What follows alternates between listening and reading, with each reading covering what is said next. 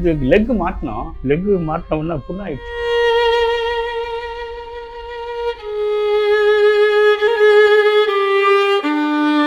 பஸ்ஸில் ஆரம்ப காலத்தில் சார் ஐயோ சார் நீங்க உட்காருங்க சார், நீங்க ஐயோ நீங்க எதுக்கு நிக்கிறீங்க?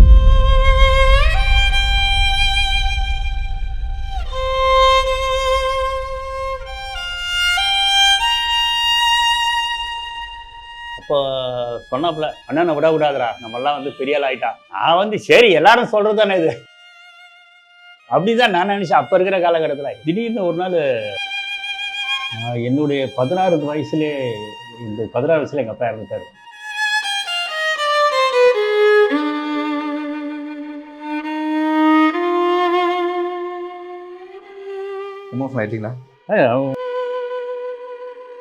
லொல்லு சபா இடையில நிப்பாட்டி வச்சிருந்தாங்க. எத்தனையோ பேர் இருந்தாங்க, நான் வந்தா செய்யறேன் அப்படின்ட்டு எல்லாத்துக்கும் ஹெல்ப் பண்ணேன். ஆனா நான் வந்தா செய்யறேன்னு சொல்லிட்டு செஞ்ச ஒரே ஆளு சந்தானம் மட்டும்தான். என்ன வாடகை வீட்டுல இருக்கிறேன், இது என்ன பெரிய மாளிகை? போதும் 2 தலைமுறையா கஷ்டப்பட்டாச்சு சினி ஃபீல்ட்ல. குடும்பத்தோட அது மாட்டும் போது புண்ணாகுமா? பழக்கணும்னா சரியா போயிட்டு நினைக்கிறேன். கண்டிப்பா சரியா சார், கண்டிப்பா சரியா.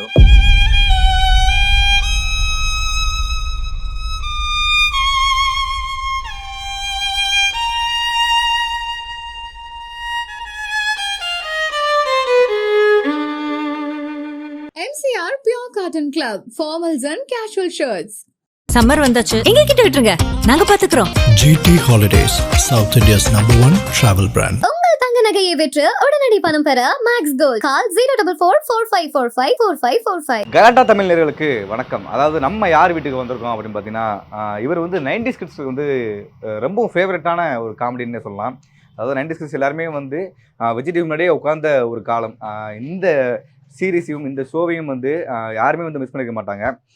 லொல்லு சபா அதுலேருந்து நிறைய காமெடியன்ஸ் உருவாகி சினிமாவில் உள்ள போயிருக்காங்க. அதில் முக்கியமான ஒருத்தர் லொல்லு சபா உதயா அவர்கள். அவர் வீட்டுக்கு தான் வந்திருக்கோம். Hi sir.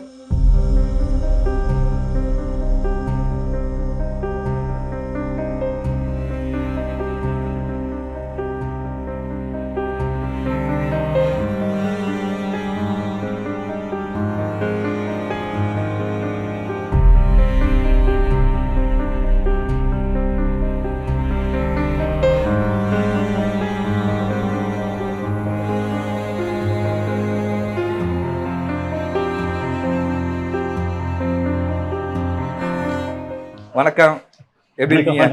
நல்லா இருக்கீங்களா? நல்லா இருக்கேன் சார். ஓகே சார், எப்படி போயிட்டு இருக்கு உங்களுக்கு? பரவாயில்ல. இது லெக் மாட்டினோம். சரி சார். லெக் மாட்டினோம்னா புண்ணாயிடுச்சு. அது மாட்டும் போது புண்ணாகுமா? திரும்பி கொஞ்சம் ரெடி ஆகிட்டு ஆறின புண்ணு எல்லாம் ஃபுல்லாக ஆறின உடனே திரும்பி மாட்டலான்னு. பட் எனக்கு இன்னும் அந்த 90s கிட்ஸ் எல்லாத்தையுமே ஒரு ஃபேவரட்டான ஒரு காமெடியன். கண்டிப்பாக உங்களை பார்த்து அவ்வளோ பேர் சிரிக்க வச்சிருக்கீங்க. இன்னும் உங்கள் வீடை பார்க்கவும் எனக்கு ஆசை சார். சும்மா எங்களுக்காக நீங்கள் வாங்கின அவார்டு அதெல்லாம் சுற்றி கட்ட முடியுமா சார் எங்களுக்காக? என்ன வாடகை வீட்டில் இருக்கிறேன், இது என்ன பெரிய மாளிகை? இருந்தாலும் ரொம்ப அழகாக மெயின்டைன் பண்ணிருக்கீங்களே, அதுக்காக கேட்கலான்னு இருக்கேன். சரி சரி சரி சார், வாங்க. நான் அப்படியே நானே உங்களுக்கு கூப்பிட்டு போகிறேன் சார். இதுல நிறைய அவார்டுகள் இருக்கு. இப்பயும் உங்களுக்கு ஃபேவரட்டான ஒரு அவார்டு என்ன சொல்வீங்க? இதில் சந்தானத்துக்கிட்ட வாங்கின டிடி, அப்புறம் லொல்லு சபா 20 years கொண்டாடின ஒரு சேனல். ஓகே சார், அது ஒன்று. அப்புறம் விஜய் டிவி சிரிக்கோ உதயா அப்படின்னு எனக்கு ஒரு பட்டம் கொடுத்தாங்க. அது செந்தில் அவர்கள் கொடுத்தாரு. அதோட அவார்டு. Okay okay. இன்னும் நிறைய பேர்த்த சிரிக்க வச்சிருக்கீங்க. நீங்கள் பார்த்த ஃபர்ஸ்ட் ரசிகர் இருப்பாங்கல்ல அந்த காலகட்டத்தில் உதயானா எனக்கு நீங்கள் அவ்வளோ சிரிக்க வச்சிருக்கீங்க. நிறைய பேர் எமோஷனலாக பேசிப்பாங்க. அதெல்லாம் ஞாபகம் இருக்கா சார் உங்களுக்கு? அப்போ நான் பஸ்ஸில் ஆரம்ப காலத்தில் பஸ்ஸில் சார் ஐயோ சார் நீங்க உட்காருங்க, எந்திரிச்சிட்டு உட்காருங்க சார், நீங்க ஐயோ நீங்க எதுக்கு நிக்கிறீங்க? ஐயோ நான் சின்ன பையன், ஐயோ நீங்க உட்காரணும் அப்படின்னு சொல்லிட்டு பஸ்ல இடம் கொடுப்பாங்க. வயலின் வாசிட்டு இருந்தேன் நான். அப்போ நடந்து போயிட்டே இருப்பேன். திடீர்னு ஒரு பைக் நிற்கும். சார் நீங்க உதவி தானே, மிமிகிரிலாம் பண்ணுவீங்களா? ஆமா உட்காருங்க, எங்க போறீங்க? நான் அண்ணாமலை பண்ற போறேங்க, நான் உங்களுக்காண்டி இறக்கி விடுறேங்கன்னு சொல்லிட்டு அப்படிலாம் இறக்கி விட்டுருக்காங்க. ஆனா இந்த அவார்டு நல்லா இருக்குது. பல குரல் மன்னன் அப்படின்னு சொல்லி ஒரு அவார்டு வாங்கியிருக்கீங்க. அது என்னென்ன வாய்ஸ் உங்களுக்கு ஈஸியா வரும்? அது நிறைய வாய்ஸ் பேசியிருந்தேன். இப்ப வயசாகி போச்சு சார். வயசா நீ இன்னும் அப்படியே பாக்குற மாதிரி தான் இருக்கு. 90s கிட்ஸ் மாதிரி தான் இருக்கு. இன்னும் தேங்காய் சீனிவாசன் மிருதங்க சக்கரவர்த்திங்கிற படத்துல ம் ஒரு இது பேசியிருப்பாரு. எம்மா மிருதங்க சக்கரவர்த்தி சுபியா பிள்ளை இருக்கிறாரு, சாதாரண ஆள் இல்ல. அந்த காலத்துல ஒரு பத்திரிகை வாசிக்கும் போது ஜனங்க மாதிரி வைப்பாங்க, அந்த ஈல நானு ஒரு ஈமா. இப்போ அந்த டிடி டென்ஷன் இப்போ வாங்கும்போது லொல்லு சபால வந்து இந்த மூவிக்கு போறது அப்படிங்கிறது வந்து ஒரு பயங்கரமான ஒரு விஷயம். ஏன்னா நிறைய பேர் என்ன சொன்னா சின்ன திரையில வந்து மூவிக்கு போக முடியாது அப்படின்னு சொல்லுவாங்க. அதான் நீ உடைச்ச வந்துட்டு நான் வந்து சின்ன திரையில எல்லாம் வர்றதுக்கு முன்னாடியே வந்து வேலை கட்சி படத்தை ஆக்ட் பண்ணேன். சத்யராஜ் சார் கவுண்டமணி கூட ஆக்ட் பண்ணியிருக்கேன். வேலை கிடைச்சிச்சு, நடிகன், அப்புறம் வந்து புது மனிதன், சூரியவம்சம், நிறைய படம் பண்ணியிருக்கேன் நான். பண்ணிக்கிட்டு ஒரு ஒரு ஒரு சான்ஸ் வந்து சின்னி இருக்கார்ல, சின்னிக்கு வந்து அப்போ நான் காமெடியில் எழுதி கொடுத்துட்ருப்பேன். அப்போ வந்து சொன்னார், விஜய் டிவியில் வந்து ஒரு ப்ரோக்ராம் பண்ணுறானுங்கடா, நீ வந்து ஹெல்ப் பண்ணால் நல்லாயிருக்கும், ஸ்கிரிப்ட் ஒர்க்கு. சரிங்க, சகல ரகலன்னு ஒரு ப்ரோக்ராம், அதுதான் ஃபஸ்ட்டு நான் நாங்கள் இன்ட்ரோடியூஸ் பண்ணேன். சகல ரகலையில் வந்து சந்தானமும் அப்போ தான் ஃபஸ்ட்டு வர்றாப்புல.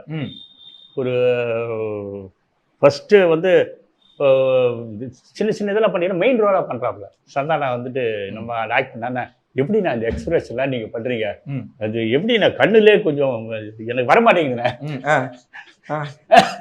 சொல்லுங்கண்ணா அப்படிமா. இல்லைடா உனக்கு வரும், நீ பண்ணி இப்போ தானே வந்திருக்க சொல்லிட்டு பார்த்து ரசிப்பாப்புல, உங்களை ரொம்ப இது பண்ணுவாப்புல. சந்தானமும் ஸ்கிரிப்ட் எழுதுவாப்புல, எல்லாம் ஒன்றா உட்காந்து ஸ்கிரிப்ட் வயசு எல்லாம் உட்காந்து எழுதுவோம். ஆரம்பத்தில் வந்து பார்த்தீங்கன்னா சகலரக வந்து ஒரு நாள் வந்து ஒரு செக்மெண்ட்டு தான் எழுதணும். ஒரு டைரக்டர் வந்து யார் எழுதுனது, இவர் தாங்க கை கட்டாங்க நம்மளை. நான் வந்து சுருளி ராஜேந்திரன் சொல்லிட்டு முக்காப்பாக்க ஒன்றும் தெரியல என்ன இதுன்னு ஒரு ஃபார்மேட் பிடிக்கணும்ல. அதுக்கப்புறம் பார்த்தீங்கன்னா மத்தியானம் ஷூட்டிங் போட்டு காலையில் 5 எபிசோடு, அவ்வளோ ஸ்பீட் ஆகிப்போச்சு. ஓகே. அப்புறம் வந்துட்டு லொல்லு சபா இடையில நிப்பாட்டி வச்சுருந்தாங்க. ஒரு புதுசாக பண்ணோம், ரெனோவேட்டு இது மாதிரி பண்ணணும் அப்படிங்கும்போது நான் சொன்னேன், இப்போ வந்து கில்லி அப்படின்னா ஜல்லி. ஓ, அந்த நீதான் ஓப்பன் பண்ணிட்டீங்க. ஆமா, ஓகே. அது வந்து சிந்து பை ரவி, அப்படி சிந்து பை ரவி அப்படின்னா சிந்து பை ரவி அப்படிலாம் டைட்டில் வச்சு, கிழக்கே போகும் ரயில் அப்படின்னா குறுக்கே போகும் ரயில், இந்த மாதிரி காமெடியா எல்லாம் ஒரு ஒரு இது பண்ணி அப்படி மாற்றி இது பண்ணோம். அது கொஞ்சம் நல்லா வரவேற்பு. அப்புறம் வந்துட்டு சந்தானம் பண்ணிக்கிட்டு இருந்தாப்புல. அப்போ சொன்னாப்புல, அண்ணனை விடாதுரா, நம்மெல்லாம் வந்து பெரிய ஆள் ஆயிட்டா அப்படின்னு சொன்னாப்புல சந்தானம். இன்னும் வந்து பெரிய ஆள் ஆயிட்டா நம்ம வச்சுக்கலாம்ல, நம்ம கூட எழுதிக்கிட்டு இருந்தேன். நான் வந்து சரி எல்லாரும் சொல்றதுதானே இது அப்படிதான் நான் நினைச்சேன். அப்ப இருக்கிற காலகட்டத்துல எல்லாரும் சரிப்பா வச்சுக்கப்பா அப்படின்னு. திடீர்னு ஒரு நாள் ஃபோன் பண்ணா, ஒரு சின்ன வேஷம் ஒன்று இருக்குது, 750 தான் கொடுப்பாங்க, பண்ணுங்கண்ணே நீங்க பண்ணா நல்லா இருக்கும் அப்படின்னா. சரிடான்னு போனா திராத விளையாட்டு பிள்ளை அப்படின்னு ஒரு படம். ஆமா, அதுல வந்துட்டு இந்த மாதிரி இப்ப ரொம்ப கஷ்டமா இருக்குது, நான் வந்து ஹாஸ்பிட்டல்ல வந்து பேஷண்ட் ஆயிட்டேன் அப்படின்னு சொல்லிட்டு, பாரு குழந்தை குட்டிலாம் ஆகி போச்சு, அதனால குழந்தைங்களாம் ஹெல்ப்பர் வேலைக்கு விட்டு நான் அப்படிதான் பொழைச்சி வாழ்ந்துட்டு இருக்கேன் அப்படி மாதிரி சொல்லிக்கிட்டே இருந்தேன்.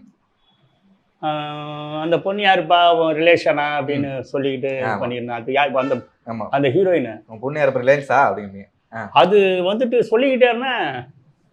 டேக் போகும்போது அது மானிட்டர் சொன்னாங்க, நான் குமார் அந்த பொண்ணு நான் உனக்கு ரிலையன்ஸ் அப்படின்ட்டேன்.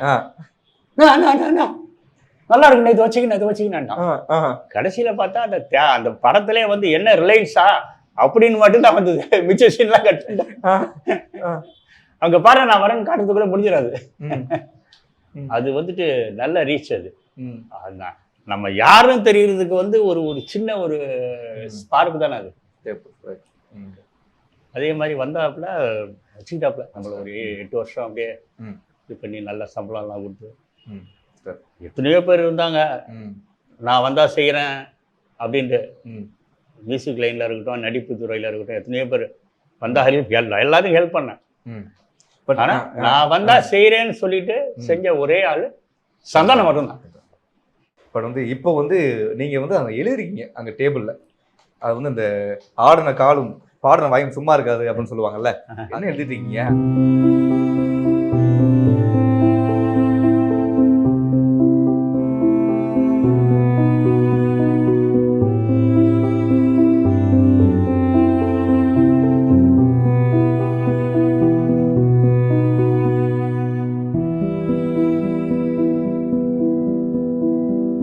இது ஃபர்ஸ்ட் என்ன போட்டோ இது சொல்லுங்க. இது வந்து என் தந்தையாருடைய போட்டோ. ம்.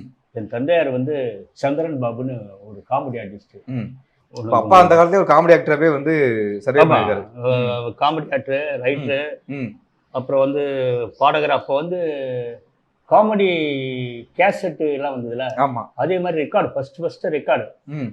ஹெச்எம்பியில், ஓகே. ஹெச்எம்பி ஏபிஎம் ரெக்கார்ட்ஸில் வந்து அப்போ வந்து காமெடியெலாம் எழுதியிருக்கிறார். அப்போ காமெடி ட்ராமாலாம். ம். அப்பா நான் அவ்வளோ பிடிக்குமா சார்? இப்பயும் வந்து இந்த ஃபோட்டோ வச்சு எழுதிட்டீங்க. இவன் நிறைய படங்களை பார்த்துருக்கேன் சார். ஆமாம், நிறைய படங்கள், ஒரு 300 படங்கிட்ட பண்ணியிருக்கேன். சொல்லுங்கள் சார். இப்போ அப்பா நான் எவ்வளோ மிஸ் பண்ணுறீங்க? அப்பா நான் அப்போலாம் வருமா? நான் என்னுடைய 16 வயசுலேயே, இந்த 16 வயசுல எங்கள் அப்பா இறந்துட்டார். ம். அப்புறம் எல்லாம் வந்து 5 பசங்க, நான் பெரியவன். ம். எனக்கு கீழே 3 தம்பி, ஒரு தங்கச்சி.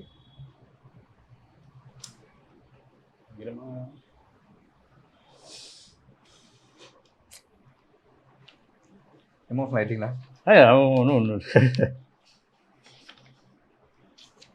ஒரு ஒரு ப்ரோக்ராமு, ம். அதுக்கு வந்து டைட்டிலுக்கு மட்டும் எழுதினேன். ம். ரவுடிங்க பேர் ரவுடி டேஞ்சர் சுந்தராஜன், ம். மல்டி பர்பஸ் ம். அட்லாண்டா ஆறுமுகம், ம். சபாஸ் சென்னை கவி. ம். இந்த இந்த மாதிரி எங்கே ஒரு ரொம்ப எழுத முடியல, ரொம்ப 1 இயர் ஆகி போச்சுல, ம். ரொம்ப கஷ்டப்பட்டு ஸ்ட்ரெயின் பண்ண வேண்டியது. இப்போ ம். அது கொஞ்சம் கொஞ்சம் பழக்கணும்னா சரியாக போய்ட்டு நினைக்கிறேன். கண்டிப்பாக சரியாகும் சார், கண்டிப்பாக சரியாகும்.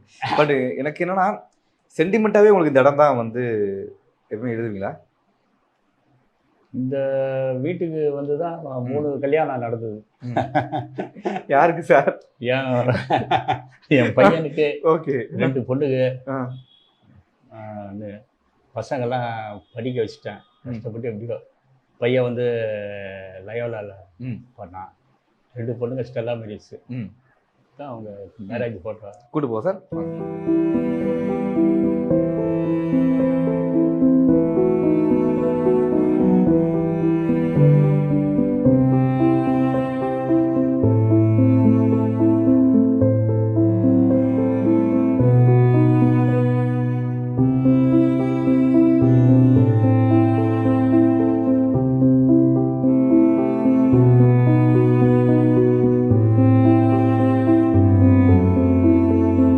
மேலே இருக்கிறது நானும் என் ஒய்ஃபு. Super sir. அப்போ அப்பயே கோட்டு போட்டு கலைக்கிறீங்களே பயங்கரமா.